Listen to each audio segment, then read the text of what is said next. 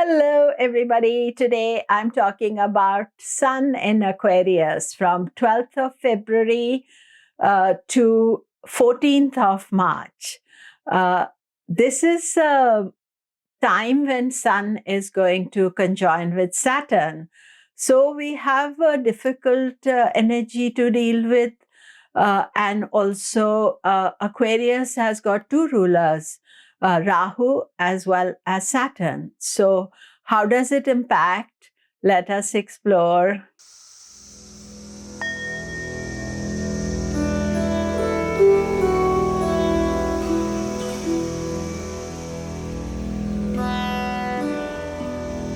Hello, I'm Komilla Sutton, and we are talking Sun in Aquarius. Do remember to subscribe, press the bell notification. Sun in Aquarius is from 12th of February to 14th of March.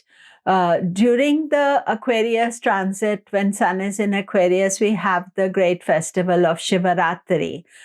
So do celebrate that. And that would be like a good remedy, those of you who follow Lord Shiva. And it's a wonderful night of Lord Shiva. And beautiful celebrations take place. And we are studying Sun in Aquarius. Firstly, you know that it is important that we study the Sankranti, which is 12th of February and 14th of March. This is the transition day of Sun. So we are always honoring that time. Secondly, the two rulers are there for Aquarius. The traditional ruler is Saturn, that rules Aquarius, and the second ruler is Rahu, which is at present in Aries. Rahu is not up to anything much.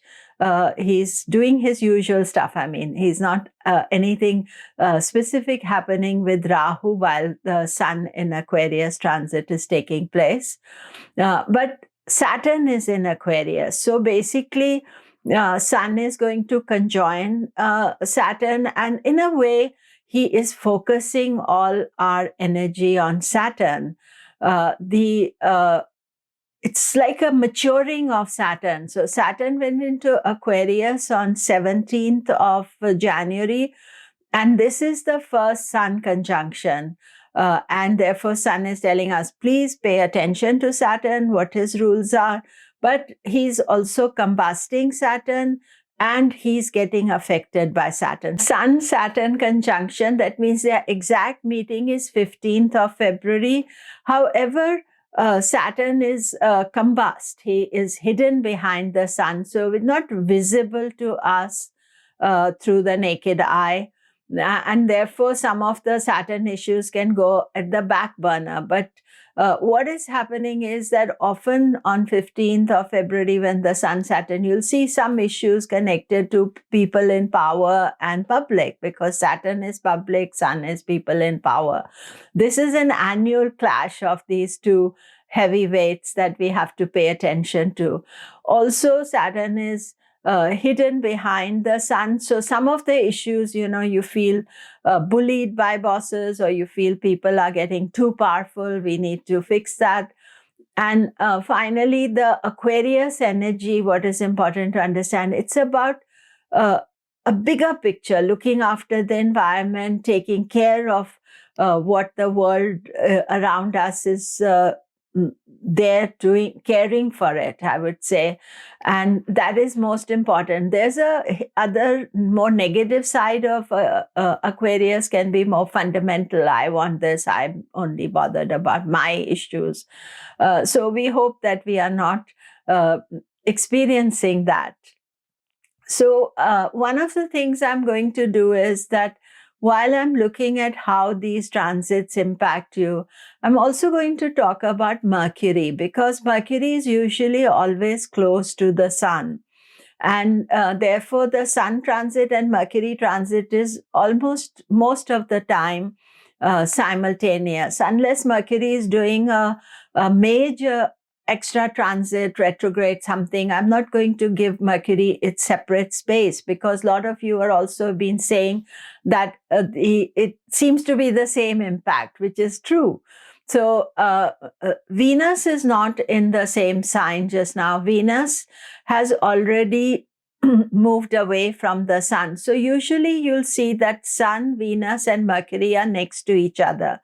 But what has happened is that Venus is much more further than the sun. And this is why later on in July, you'll see that Venus will get retrograde, because Venus should not go too far away from the sun. So when it goes too far, then the sun's energy pulls it back. And in July, Venus will retrograde and then come close to the sun, back again in the orbit of the sun. So at present, Mercury and Sun will have a more simultaneous transit to the same signs. Mercury still is in Capricorn. It's only on 27th of February that Mercury will go into Aquarius, and it has a short trip in Aquarius. And one of the days to watch out during this Aquarius is the Mercury-Saturn conjunction. What we are having is a Sun-Saturn conjunction and a Mercury-Saturn conjunction. So those are the two dates specifically to watch out for. And other than that, Mercury again is will be there in Aquarius. Then by March, Mercury, Sun, and Saturn, 3 planets are in Aquarius. So emphasizing the energy of what Aquarius is in your chart. Throughout Sun's transit in Aquarius, he is with Saturn. And the thing about Saturn is that Saturn is in his own sign. So basically what Sun is doing is he's re-emphasizing the Saturn issues. I've talked a lot about Saturn, and I'll put a link with the Saturn in Aquarius videos. So what Sun is saying is, pay attention to what Saturn is telling you, because this is when he'll highlight. Now, next time he'll come will be next year. So it's a whole year before he comes into Aquarius. So Saturn in its own sign, even though Sun combusts it, he's also highlighting that this is the area for you to focus on. Saturn is in Aquarius, just gone into Aquarius. So this is the first time Sun joined Saturn in Aquarius. So how does it affect you? We are studying your moon sign as well as your ascendant sign. Aries. Aquarius for you is the 11th house. So this is house of profit. And during this time, Mars itself is still in Taurus, which is the 2nd house of savings, and 11th house of profit. So you see those two areas are being emphasized for you. And the Sun is telling, think about your earnings, what you can do, and resolve them. And at the same time, think about what you're doing with your savings. Taurus, all these planets, Sun, Saturn, Mercury, going to be in your 10th house of professional life, professional success. So the importance of Sun going there is that now Sun is bringing its light to that area. And maybe it is true for Taurus that every year around February, they are thinking about what to do about their career, any changes, any promotion, whatever that you're thinking about, this is the time. And of course, Saturn is there this year.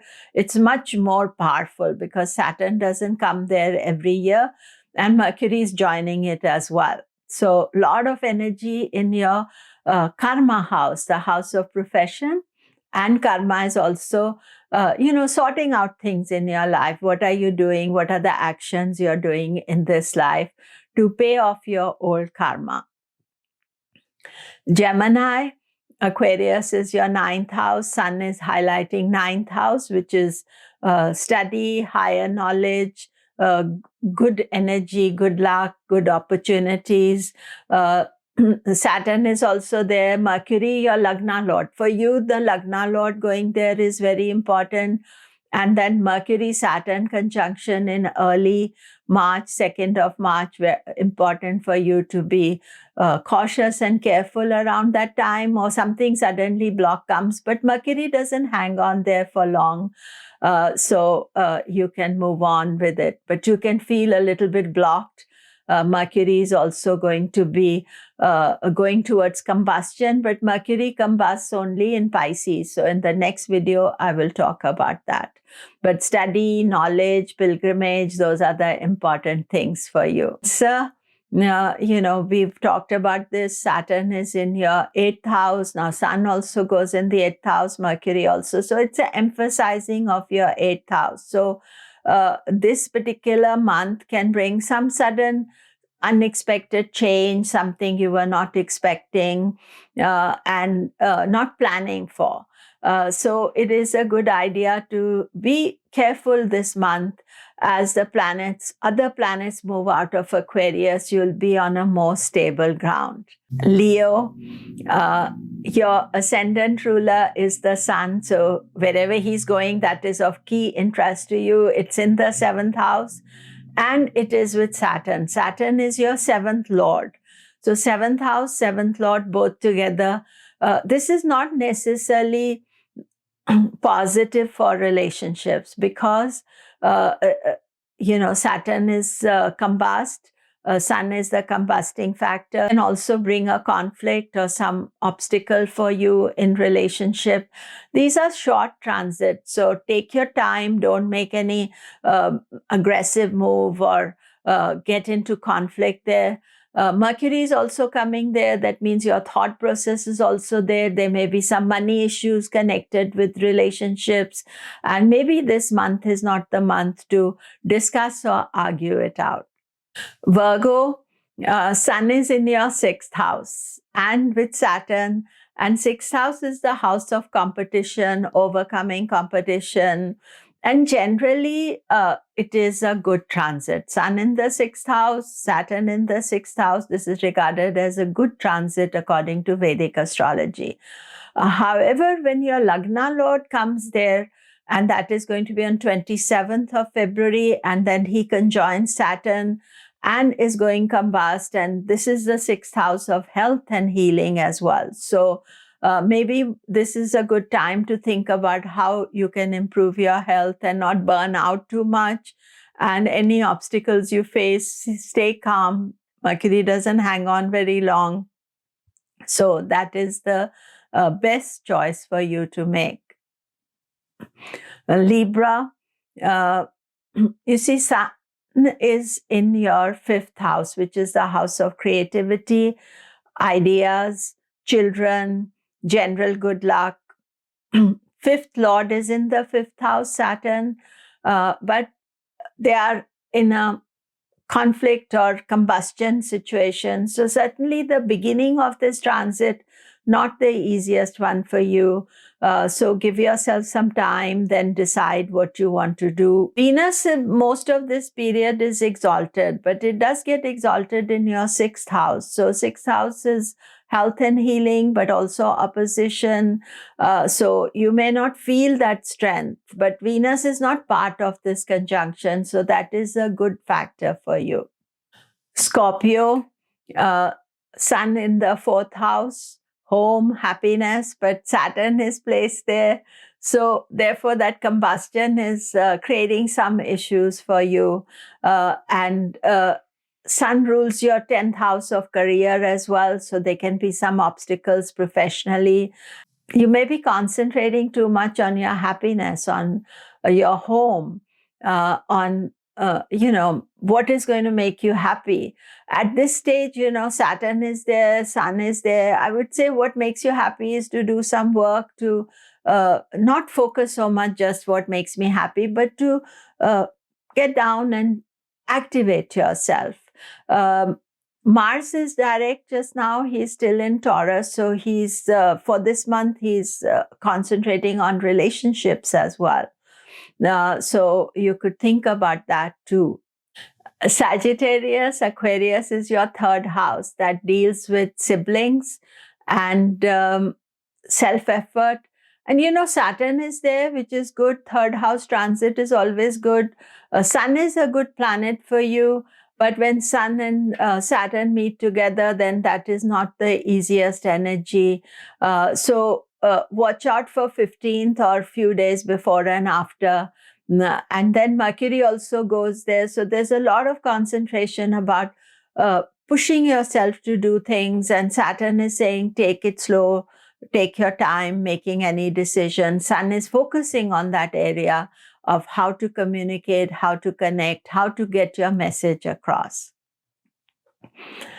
Capricorn, as Saturn is your ascendant ruler, and Sun, Saturn conjunction, Sun is your 8th house ruler, but it is also a combustion. So basically, this is showing me that you are a bit burnt out, overdone things. Maybe Saturn's transit over your ascendant, you have overdone. So this may be a good time to consider how you're going to look after yourself, give yourself some time out, think about some lifestyle choices that you can improve things for yourself. Take a little rest. I would say that is the most important thing. Saturn and Sun both highlighting area of savings. And so you can think about any joint savings you're doing regarding your financial future. But I would say more important is to look after yourself. Aquarius, Sun is in your ascendant or moon sign. It is your 7th lord, so it's about relationships and self, but this also can be that you can suddenly have some conflict between yourself and your partner, loved one, because there's 7th and 1st house together, but there could be a lot of togetherness, but because whenever Sun and Saturn meet, it is some kind of an fiery confrontation. Sun is fire, Saturn is air, so there's like fire and air. So it can, if you start arguing or having a discussion, it could become more difficult. So do watch for that. Pisces, Aquarius is your 12th house. So it could mean that you're going abroad, you're doing something different. I would say it's a good time to do some charity, give back to society. Don't always think about yourself. Luckily for you, Jupiter's in your Lagna. He's protecting you throughout this. And that is a positive thing. And so that is it for today. Do remember to subscribe, press the bell notification. Thank you.